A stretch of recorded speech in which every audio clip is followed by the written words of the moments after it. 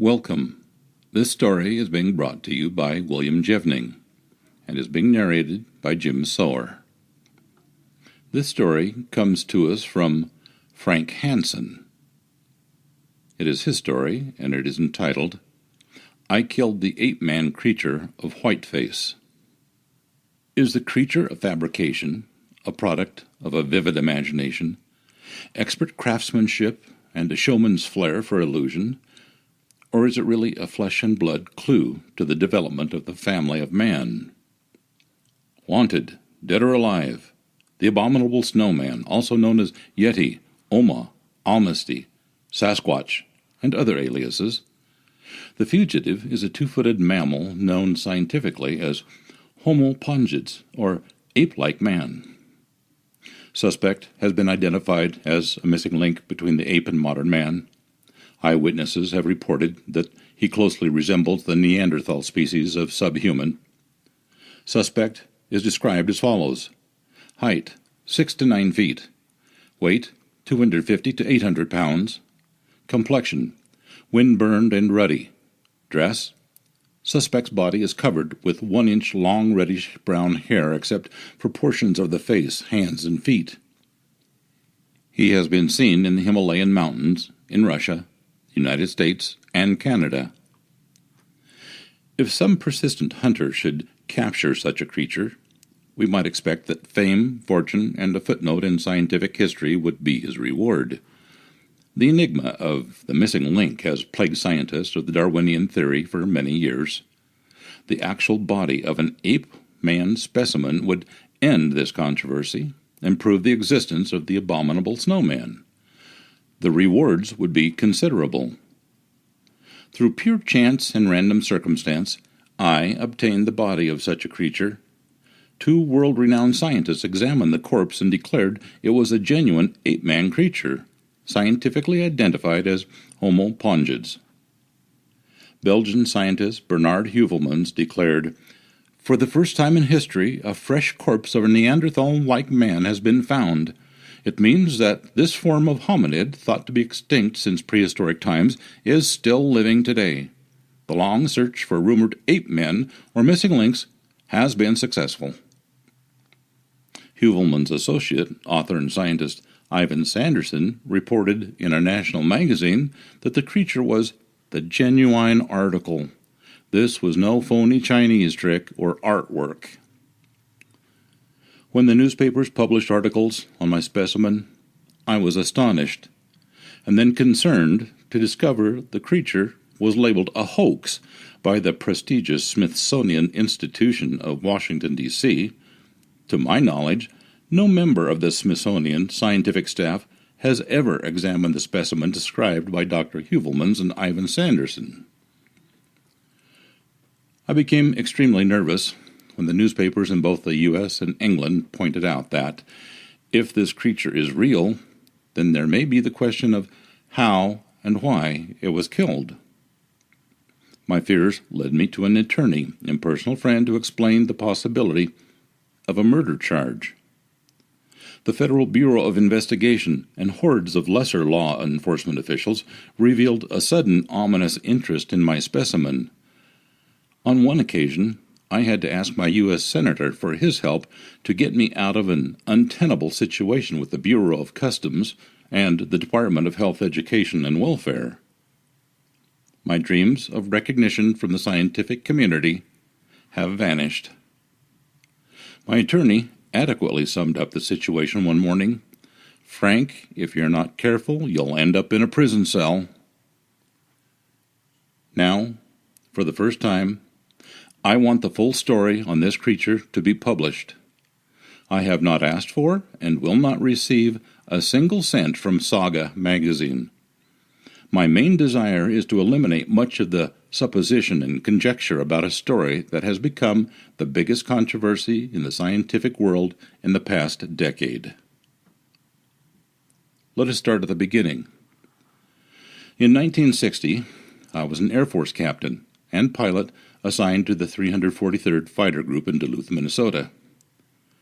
I had 5 years to go until my retirement as a 20-year Air Force career officer, and was looking forward to a quiet life on a small farm somewhere in southern Minnesota. I enjoyed being stationed in Duluth, as the hunting and fishing in northern Minnesota is the best in the world. During the 1960 deer hunting season, I was staying in a small resort on the shores of the Whiteface Reservoir, approximately 60 miles north of Duluth. Lieutenants Roy Affett and Dave Allison and Major Lou Schrott were the other members of the hunting party. We left the cabin a few minutes after 6 on the second morning, and although I had not spotted a deer on the opening day, I was confident that a narrow neck of swamp where I had hunted was one of the best locations in the area. I sat motionless on a hillside overlooking this pine-crested thicket for almost 2 hours. I was about to leave for another location when a movement at the edge of the swamp caught my eye. My pulse quickened as I thumbed for the safety catch on my custom 8mm Mauser. A large doe, partially obscured by a cedar tree, was staring directly at me. Suddenly, a shot echoed from the other side of the swamp. With one frightened leap, the doe dashed out of the thicket and headed straight towards me. I raised my gun into firing position, just as she spotted me. Making 3 great leaps broadside, she scrambled back toward the swamp. I fired just as she reached the edge of the trees, and she fell, headlong, onto the ground. I bolted my rifle and tried to get off another shot, but she was up and out of sight into the heavy brush before I could take aim. I walked toward the thicket where I located large spots of blood on the frozen grass. I also discovered that the wounded doe had left a clear trail that led straight into the swamp. There was no snow on the ground, and my borrowed compass proved useless. It was against my better judgment, but I decided to follow the trail for a short distance into the swamp. I pushed slowly along, following the doe's bloody trail, expecting her to be lying just beyond the next bush. After an hour, however, I realized that it would be impossible to pack the deer out even if I did find her. I checked my bearings and decided to take just a few more steps before retracing my trail out of the swamp. Stepping over a small cedar log, I heard a strange gurgling sound just ahead. Startled, I raised my gun and listened to the noise for a moment, concluding that the deer had gone down and was strangling in her own blood. Cautiously, I eased my way toward the sound.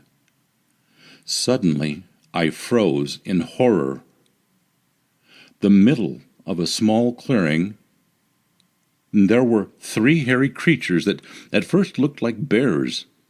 2 of these creatures were on their knees, tearing at the insides of a freshly killed deer. The deer's innards were scattered around the clearing, and the things were scooping blood from the stomach cavity into the palms of their human-like hands. Raising their cupped hands of fresh blood to their mouths, they swallowed the liquid. Without warning, the male leaped straight up into the air from its crouched position. His arms jerked upward high over his head, and he let out a weird screeching sound. Screeching and screaming, he charged towards me. I cannot remember aiming my rifle, nor do I recall pulling the trigger, but a bullet must have slammed into the beast's body. As blood spurted from his face, the huge creature staggered, seemingly stunned by this unexpected happening. I do not recall ejecting my spent shell, nor do I recall firing my rifle again. In many sweat-drenched nightmares, however, I have vividly envisioned the blood-covered face lying on the ground beside the mutilated deer. I have absolutely no recollection of ever seeing the other 2 creatures again. They seem to have vanished into thin air. Blind with fear, I started to run. I dashed over the swampy terrain, not knowing or caring in which direction I ran. My only thought was to get away from those horrible things. I stumbled, fell, picked myself up, and fell again. I thought they were right behind me. Finally, I fell onto the frozen marshland, completely exhausted, not caring if the creatures caught me. I lay there, waiting for the attack. I have no recollection of time, and perhaps my mind blanked out. When I regained composure, there was only the natural silence of the swampland. I wondered if I hadn't fallen asleep and dreamed the whole thing. Regardless, I knew I must find my way out of the swamp. My compass, which I had borrowed from Major Schrott, was next to worthless. I raised my rifle and fired the 3 rapid shots that signal a hunter is in trouble. Nothing happened. I reloaded my rifle and fired again. This time returning shots echoed in the distance. I moved in the direction of the shots, but stopped periodically and listened intently for some familiar sound. After traveling a considerable distance, I finally heard someone calling to me. Traveling in the direction of the voice, I finally emerged onto a hilly clearing and saw a group of hunters standing around their camp.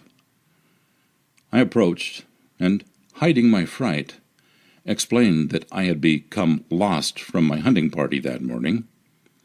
2 of the hunters seemed to know where our green pickup was parked and volunteered to drive me back in their automobile. It was past noon now when we arrived back at our parked truck. Lou and the boys were waiting. I threw the compass at Lou. "That compass isn't worth a cent," I complained. "Huh, you're the great white hunter who got lost," someone chuckled, chiding me for my lack of wood lore. On several occasions that day, I started to mention my harrowing experience to my companions. I wanted to confide in someone, but how could I? Military retirement was less than 5 years away. I might lose everything if this story got out. The night surgeon might even believe I was mentally unstable and unfit for flying duty.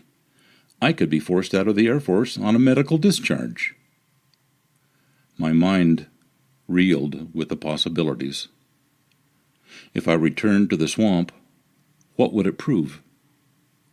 Had I killed the creature? Was it an escaped gorilla? Or was it a man dressed up for some deer hunting prank? Except for being completely hair-covered, the thing seemed to have every feature of a human being. What about the 2 creatures that had escaped? Or had the whole thing been the product of my imagination? Everything was unreal and totally incomprehensible. Our hunting party returned home, and I spent a month wrestling with my conscience. I had been troubled with migraine headaches several years previously, and now they returned with a pounding intensity. I swallowed dozens of pills each day. As both an instructor and instrument check pilot, I always flew as aircraft commander. I often had a pilot who was neither current nor checked out for the particular aircraft we were flying, so I avoided airtime, except for a single 4-hour flight near the end of the month. I knew it was impossible to continue to fly until the mystery of my experience in the swamp had been resolved. I watched the weather closely, waiting for a heavy snow, which would provide good tracking conditions.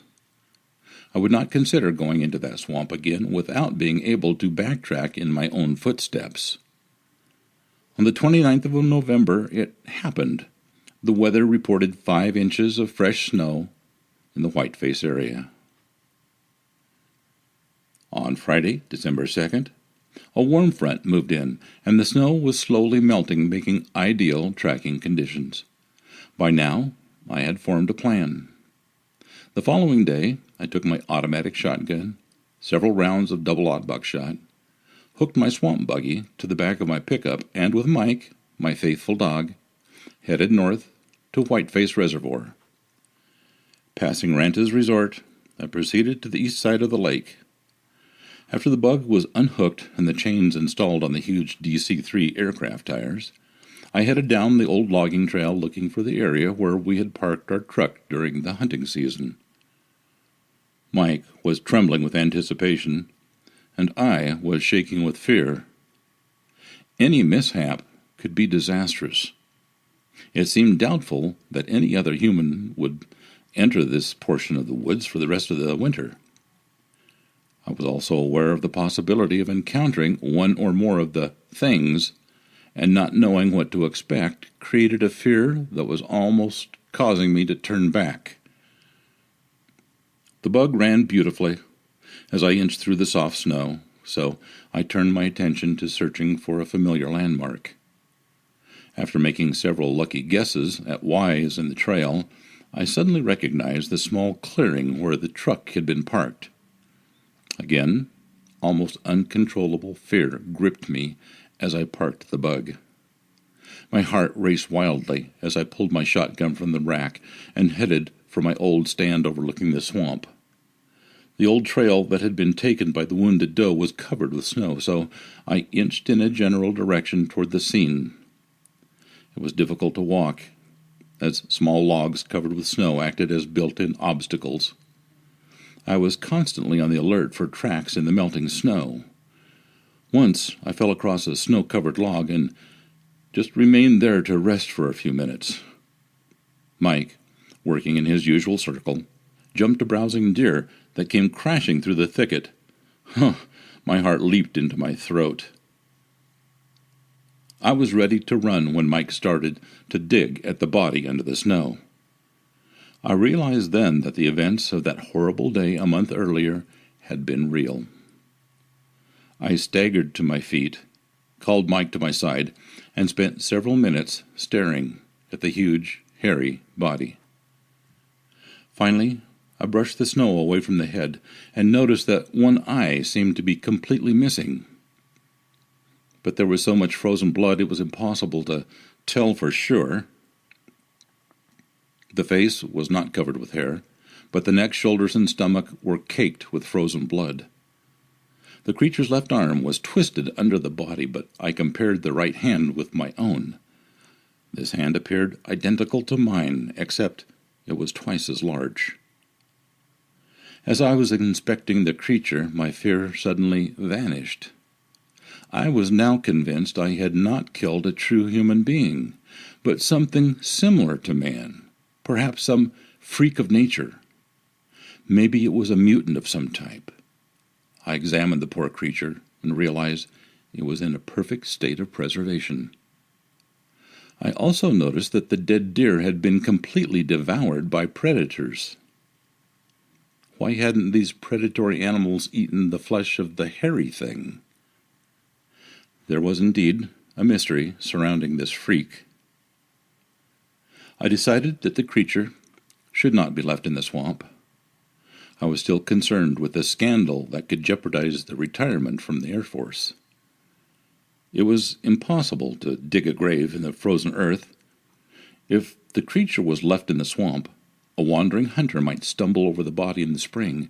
An investigation by law officers might lead the authorities to me. There was only one thing to do. I left the swamp buggy concealed in the woods and went back to Duluth with my pickup.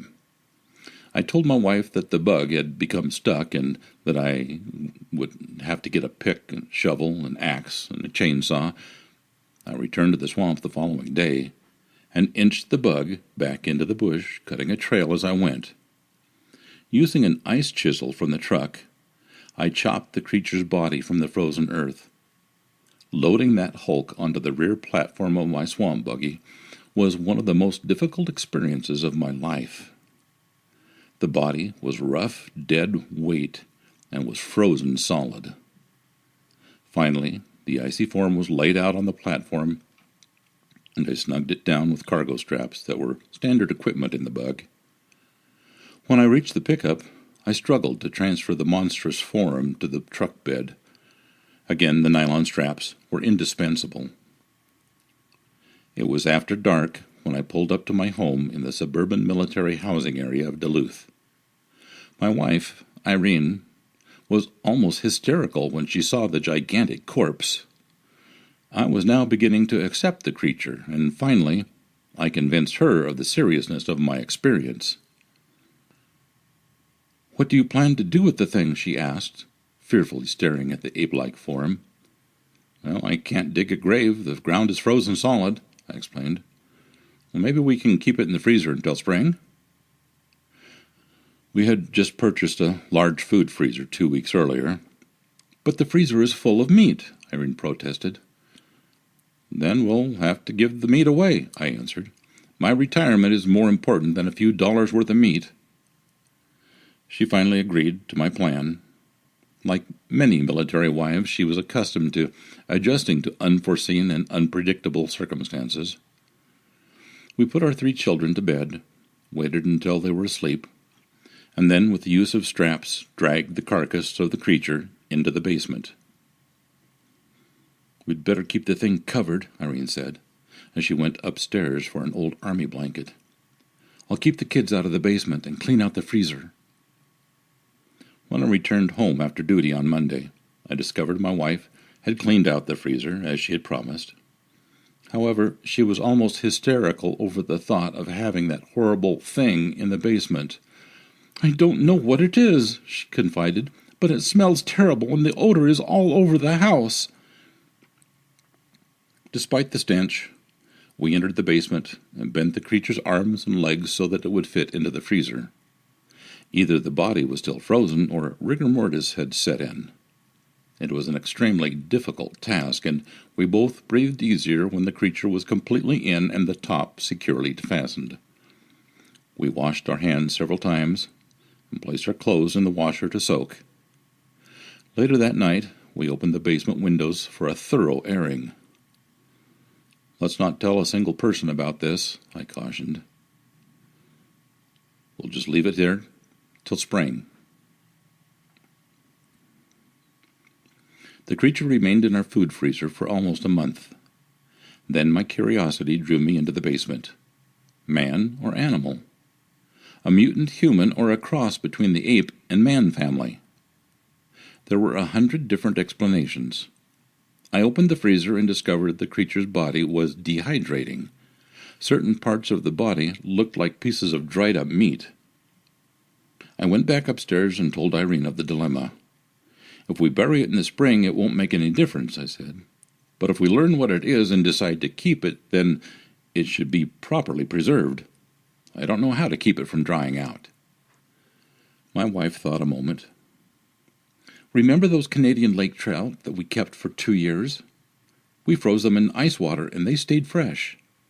Perhaps the thing could be preserved that way. It's worth a try." We started by pouring 20 gallons of ice water into the freezer each day. The job was completed within a week, and our incredible secret was now encased in a solid block of ice, safe from prying eyes and freezer burn. To make certain that no one could open the freezer, the door was locked and I kept the only key. When the spring thaw arrived, I was faced with another dilemma. It would require several days to melt the ice around the creature's body, and, in the process, the basement of our home would be filled with an odorous stench. I was also concerned about the danger of burying the thing. The passerby might see me digging a grave and alert the police. Transporting the body away from my home to a grave site was equally dangerous.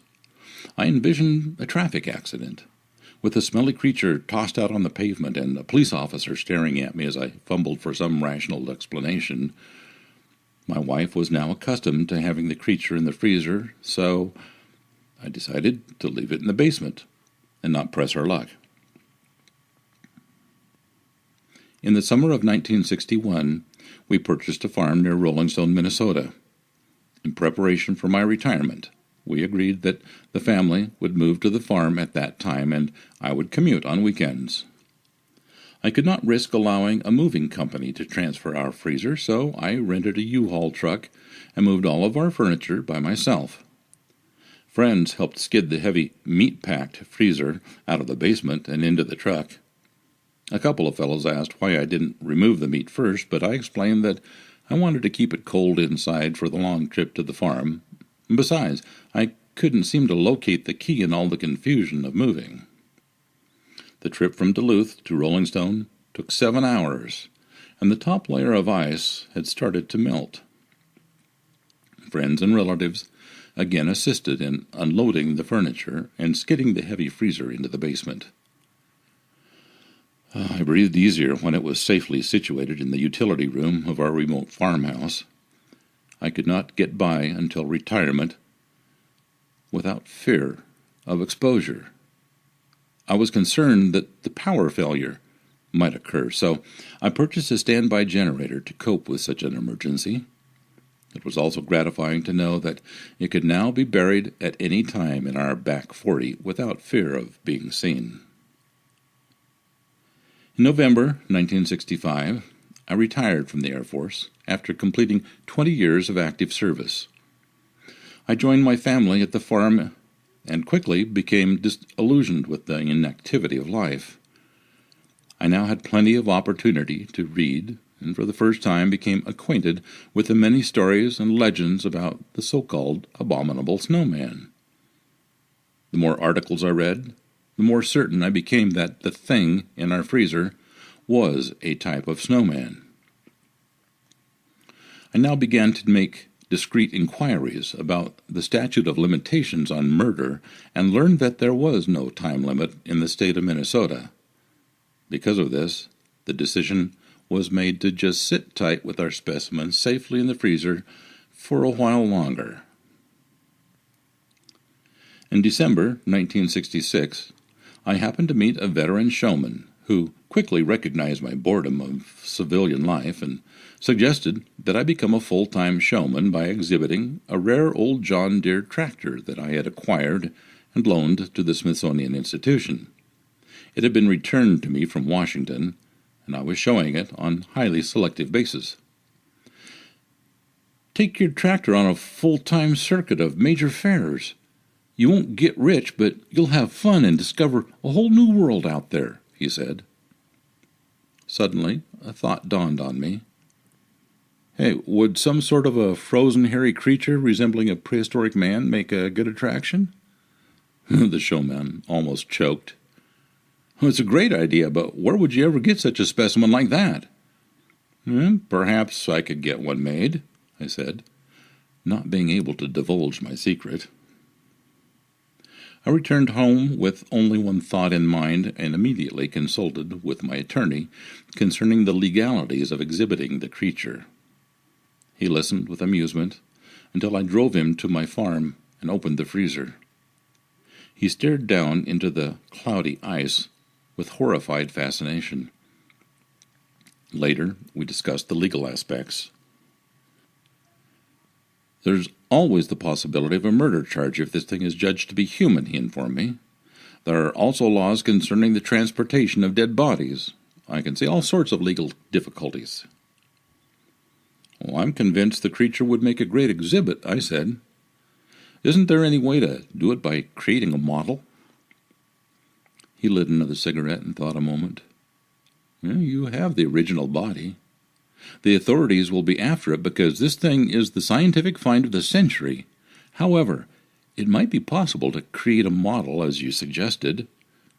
Maintain a record of the model's construction, but show the real creature instead. If the officials pressure you, it's a small matter to produce photos of the model taken during different phases of fabrication.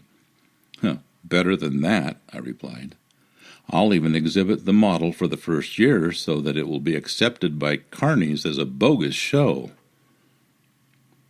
In January 1967, I made sketches of the real creature and went to Hollywood to confer with men who make models for the motion picture industry.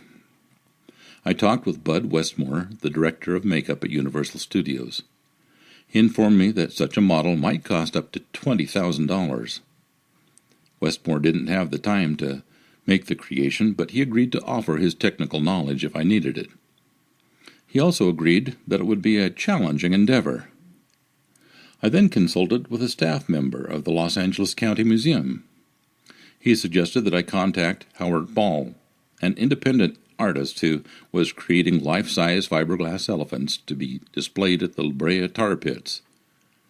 I later engaged Ball to sculpture the carcass and mold the body.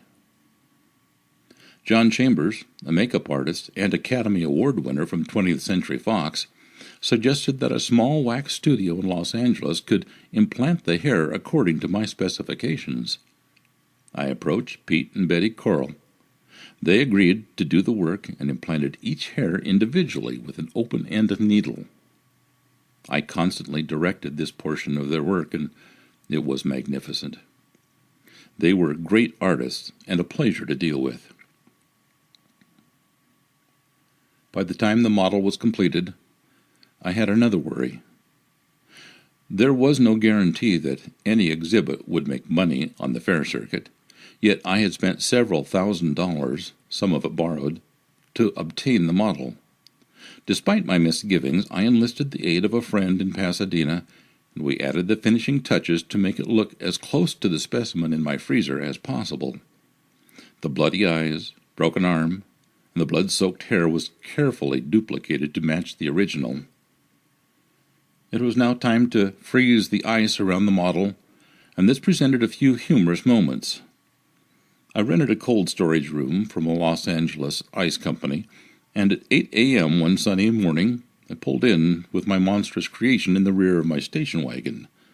A stunned executive happened to stroll by and did several double takes. "Where are you going with that thing?" he stammered. "Well, I've rented a storage room for a few days," I explained. "In our company?" He stared at the model and twisted his hands in anguish. "My gosh, was that a living thing? This is a food processing plant. Get that thing out of here before a government inspector sees it." Later, I arranged to ice down the model at a privately owned locker plant that had recently shut down. The final phases of my creation were completed there. I placed the model in a refrigerated coffin designed especially for the exhibit. This was done with heavy straps and a rented forklift. The coffin was transported in a special show trailer to Los Banos, California, arriving just in time for its debut with the West Coast shows. On the 3rd of May, 1967, the exhibit was opened to the public for the first time as a "What is it?" type of show. "Where did it come from?" curious spectators inquired. "Well, it is claimed to have been found by some Chinese fishermen in the Bering Straits," was my stock reply. My cover story had been created in advance and worked very well, so I stuck to it for the next 2 years.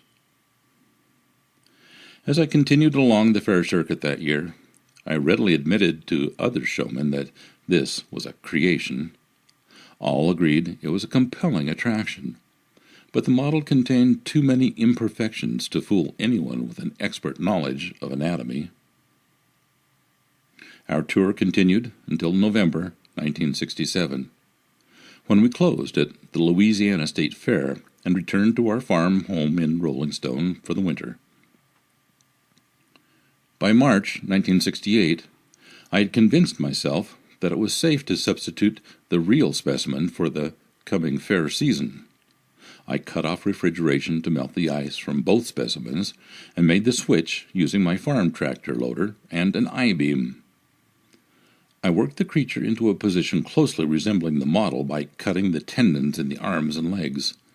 I then started the difficult task of creating ice around the specimen.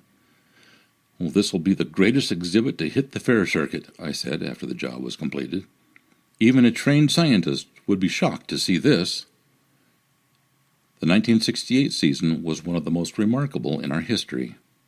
Physicians, professors, and college students came from everywhere to see the exhibit. All pondered on the possibilities of a true missing link. At the Oklahoma State Fair, one prominent surgeon visited the exhibit 9 separate occasions. Each time, he brought a different colleague.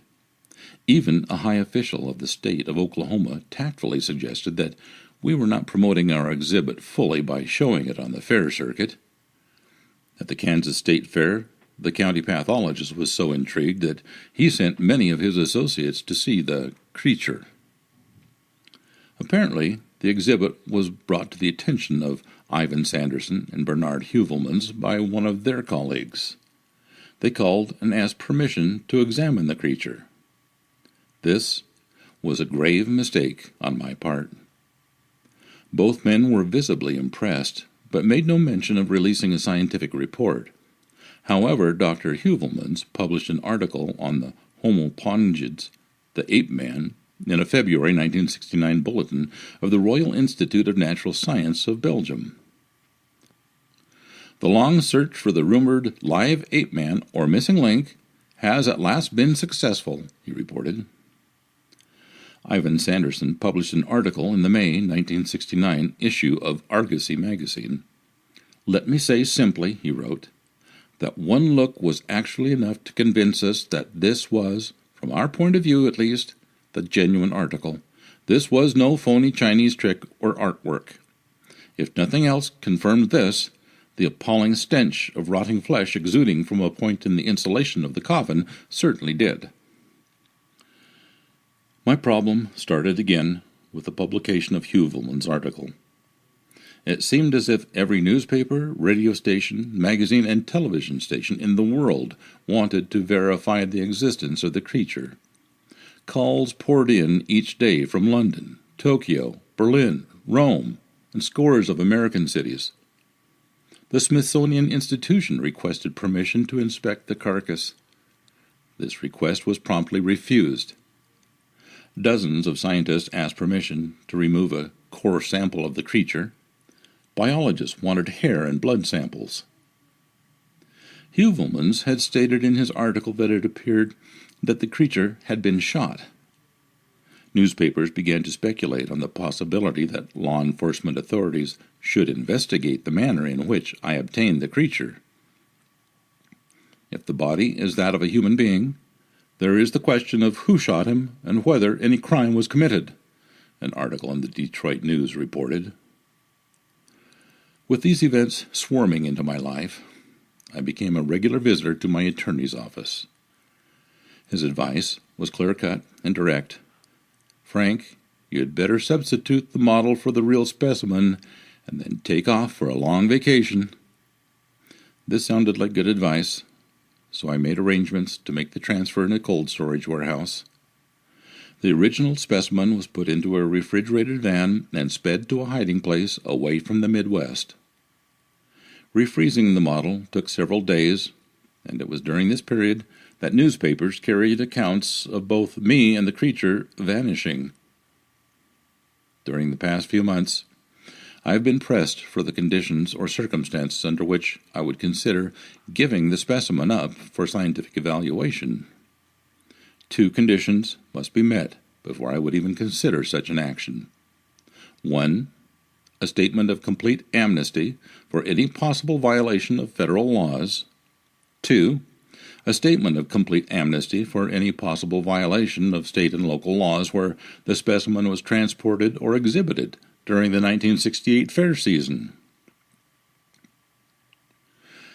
There will surely be skeptics that will brand this story a complete fabrication.